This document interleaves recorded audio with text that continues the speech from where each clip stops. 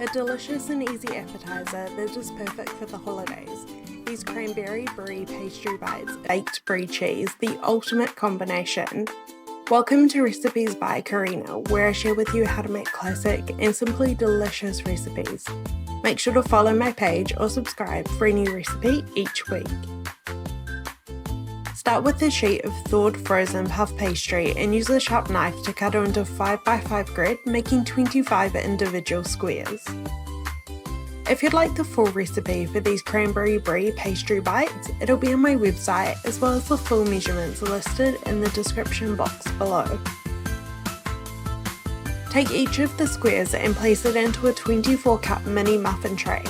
You'll have just one left over. This makes the perfect bite-sized appetizer.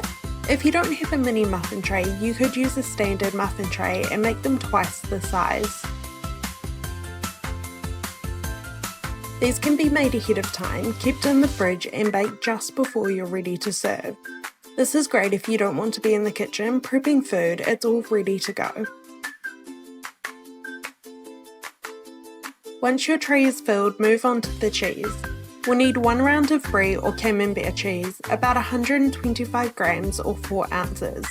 If you've ever wondered what the difference is between the two, because they are so similar, camembert has a little more of an earthy flavour and brie is a little more smooth.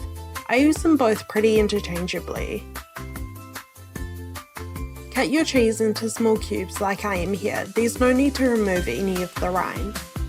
You'll need about half a cup of cranberry sauce or cranberry jelly. These are both pretty much the same thing. Take a spoon and place about a teaspoon or 2 of the cranberry into each pastry square. Top with a cube of brie cheese and optionally for some crunch, a pecan works so well here. Place into a 200°C or 400°F oven for about 15 to 20 minutes or until puffed up and golden brown. Cool for 5 minutes before serving. I hope you try out this recipe. Thank you for watching and I will see you in my next video.